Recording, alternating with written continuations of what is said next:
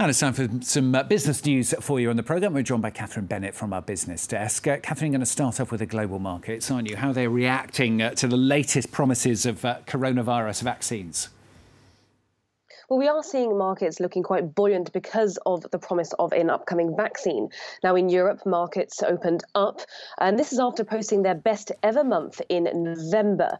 Now, investors are optimistic about the vaccine, of course, but there are other things that could mar the economic outlook in the Eurozone. There are, of course, those Brexit talks, which seem to be stuck, and Britain running out of time to get a deal on trade organised with the European Union.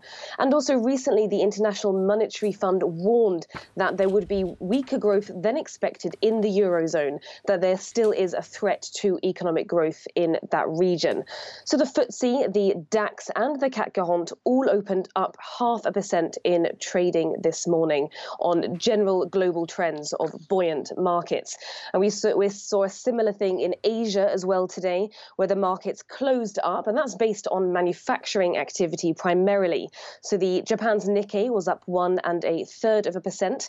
The Shanghai Composite and the Kospi were both up over 1.5%, and the Hang Seng Index was up 0.2%. Now, that's based on this new data which has come out today on factory activity in China, which has expanded at its fastest pace in a decade last month.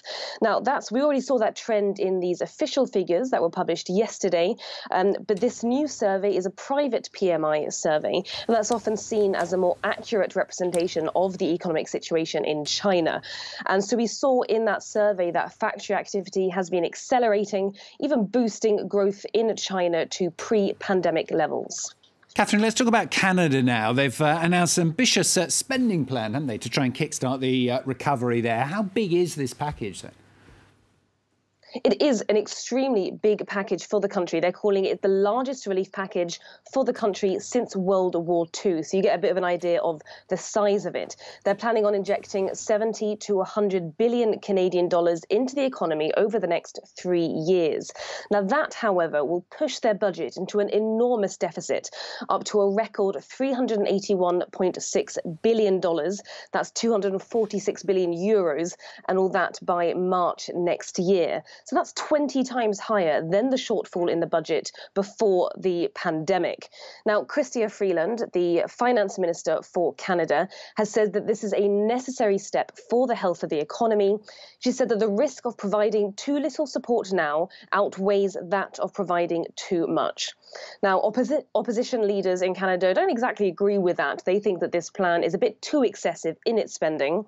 And it's true that the package will account for 3 to 4% of GDP. Now, what's in the package? We don't have all of the details yet, but we do know some things. They are going to be providing extra support for families. So there's going to be $2.4 billion spent on child benefit, and they'll provide households with $1,200 per child under the age of 6. On top of that, there's going to be €1 billion set aside for vaccine agreements. So the Canadian government has promised that every Canadian will have access to a vaccine when those become available. And they're also planning on giving extra support to sectors that have been particularly hard hit by the pandemic. So that's airlines and restaurants and things like that. And small businesses will be able to apply for low interest loans up to $1 million over terms of up to 10 years. So that's a little bit of what we know about their spending plan. And who's doing well, Catherine? I mean, tech companies seem to be doing not too bad amid this pandemic, don't they? One example is the video conferencing company Zoom, for example. Yes, so obviously tech companies have been doing extremely well throughout the pandemic, and Zoom actually released an earnings report yesterday where we can see just how well they are doing. So they are now predicting their revenue at the end of the year to be twice as much as they had previously predicted. So it's going to be more than $2.5 billion, according to the company. And in this report, their revenue for the August to October period was $777 million. That's 4 times what it was in the same period period last year.